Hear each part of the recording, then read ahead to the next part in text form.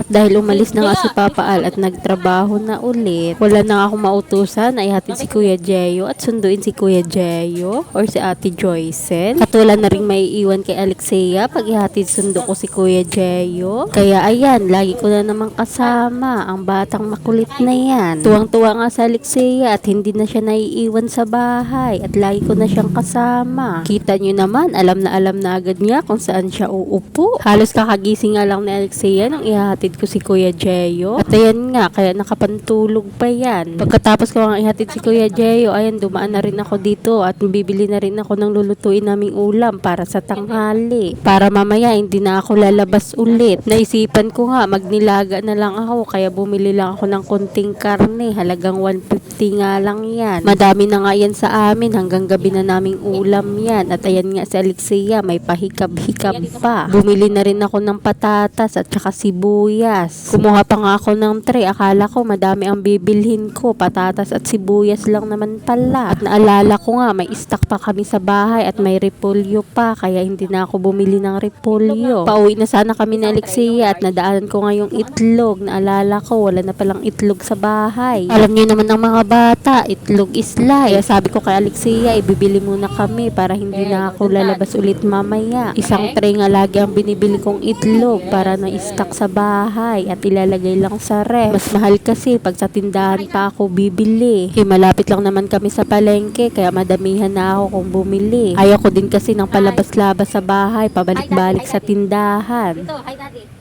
Hi, Daddy.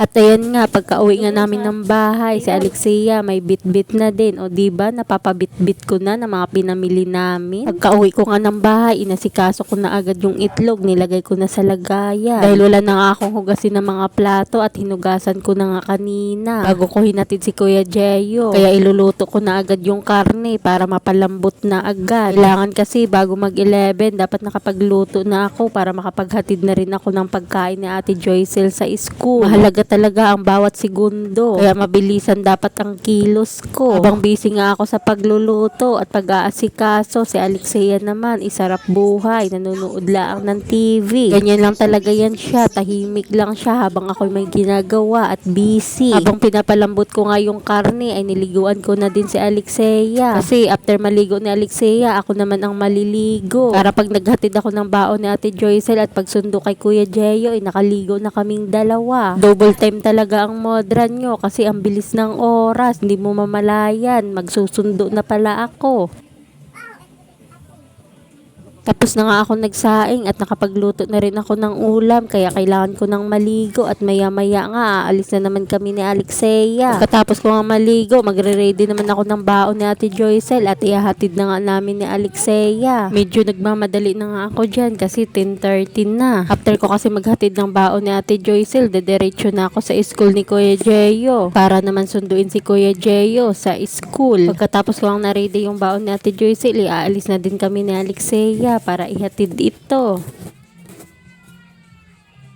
At ayan na nga, nandito na nga kami sa school ni Ate Joycel. Abay gusto ni Alexia, siya ang magbibigay dun sa guard. Inagaw sa akin yung baon ni Ate Joycel kasi siya na daw magbibigay. Hindi naman alam kung saan niya ibibigay. At ayan nga, sasakay na ulit siya sa e-bike at daalis na ulit kami. Pupunta na kami sa school ni Kuya Jeyo. At sakto nga, pagdating namin dito sa school ni Kuya Jeyo, ay labasan na nila. O diba, hindi na nagantay ng matagal si Kuya Jeyo. Kasi pag matagal yung mag-aantay sa akin, sasabihin yan, ang tagal ko daw. Pagka-uwi nga namin ng bahay, ayan nga si Kuya Jeyo, magbubukas na ng gate. Sabi ko nga sa kanya, buksan na ang gate at ipapasok ko na agad ang e-bike. Kuya Jeyo na talagang inuutusan ko magbukas ng gate para hindi na ako bababa. Pagdating nga namin dito sa bahay, ayan nga, at naglaro na agad silang dalawa. At pagkahapunan nga, namili nga ako dahil wala na silang pang merienda. Nagre-reklamo na sa akin, wala daw silang merienda. At hanggang dito na lang po muna, mga modras. Salamat sa panunood.